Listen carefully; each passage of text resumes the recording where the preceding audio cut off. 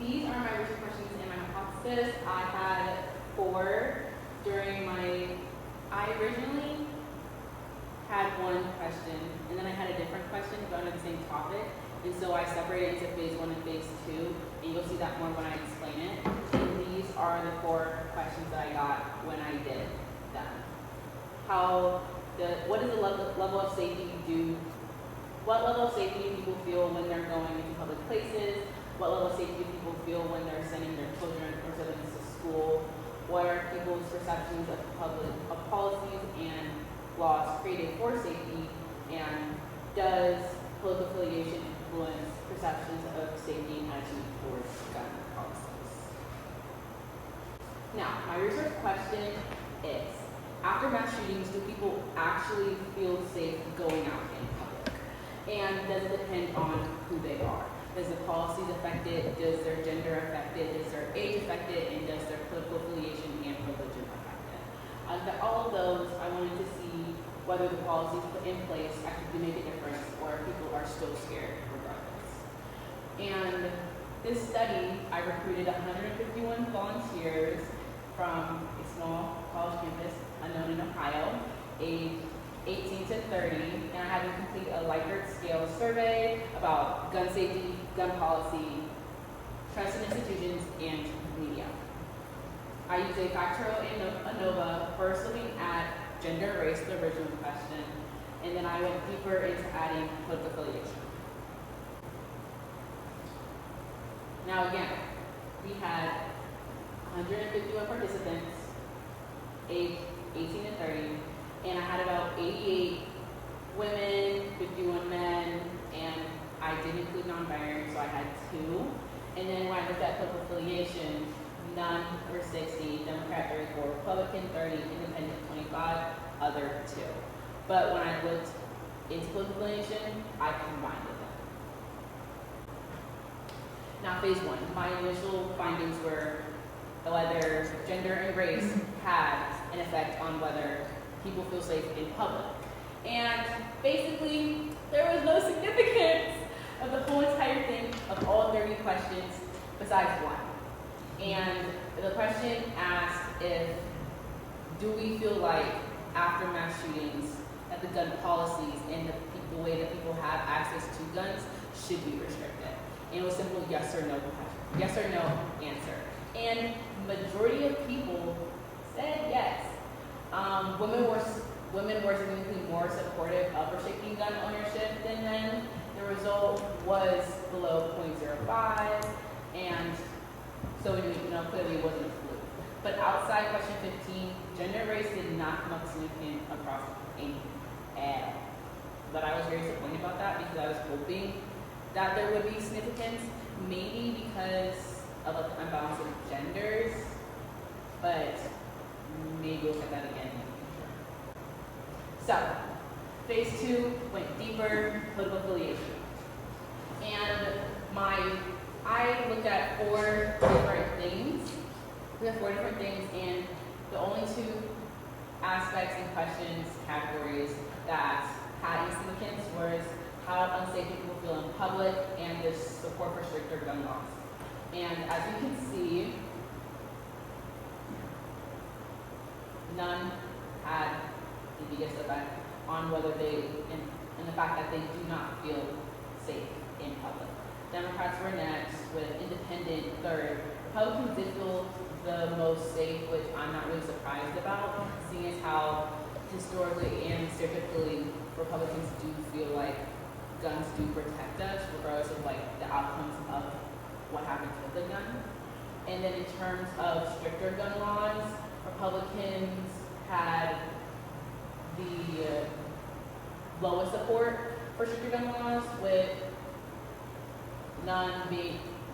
the political affiliation of none being the highest, which I was surprised about, but a lot of people nowadays don't want to group themselves into a political affiliation because there's so many certain things that some people do agree with one side and not the other, so I wasn't really surprised about that fact. Where there was no difference.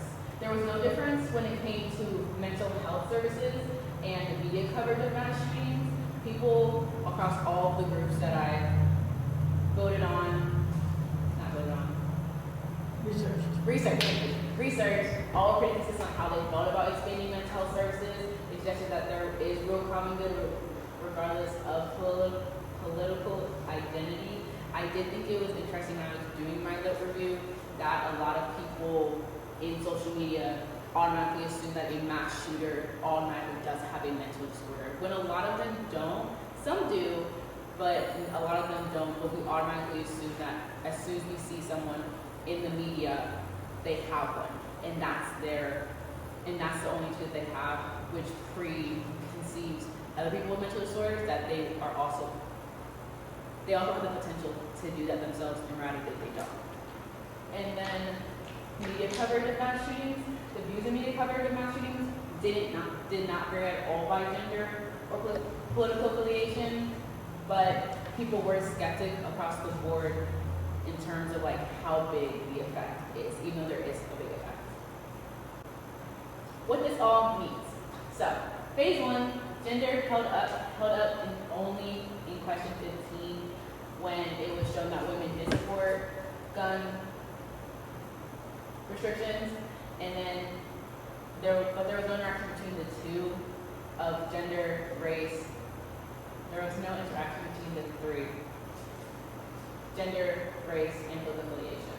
And then in phase 2, politics over fear. Republicans do feel slightly unsafe, but not enough for them to want to change the policies of how guns are worn, protected, and used in this country. I think the biggest divide is on gun control, not the fear itself. Both phases shared common ground on 2 issues. Mental health and social media coverage showed differences in either phase, showed no difference in either phase, and people were more aligned on those than anything else. So my limitations were 50 participants were excluded because they did not finish the questionnaire. I do think that was like a big issue, and if we're gonna be honest, majority of people that did not finish them were males. And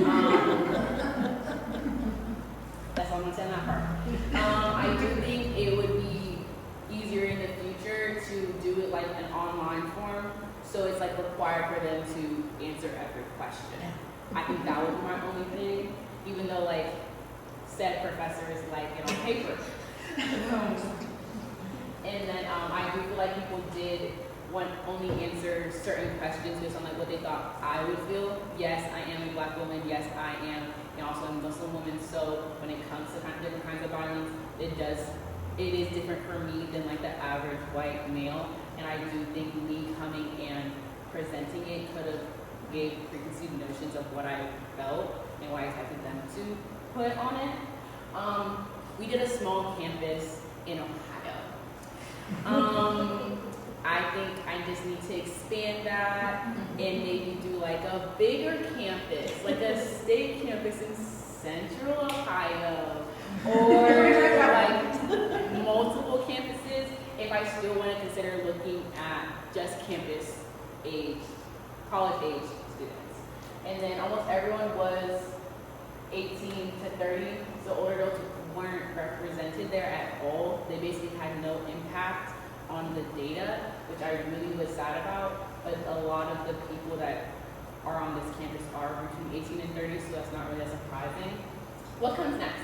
So I did ask a whole bunch of demographic questions when I originally did the questionnaire. I did look at religion in the slightest, but I feel like I can break it up and see if the questions actually do have any significance depending on the questions specifically, not just the categories I put them in, and obviously spending time beyond one campus, and then including older age groups. But replicating this right after a shooting might be very interesting because everyone's feelings are heightened, whether they do support these laws or they don't. I would like to see if that's going to make a difference. But the bottom line is, phase 1 showed gender matters for gun policy on one question, and phase 2 showed political affiliation matters even more, but only on certain issues that people are more aligned than you'd expect. Now, does anyone have any more questions?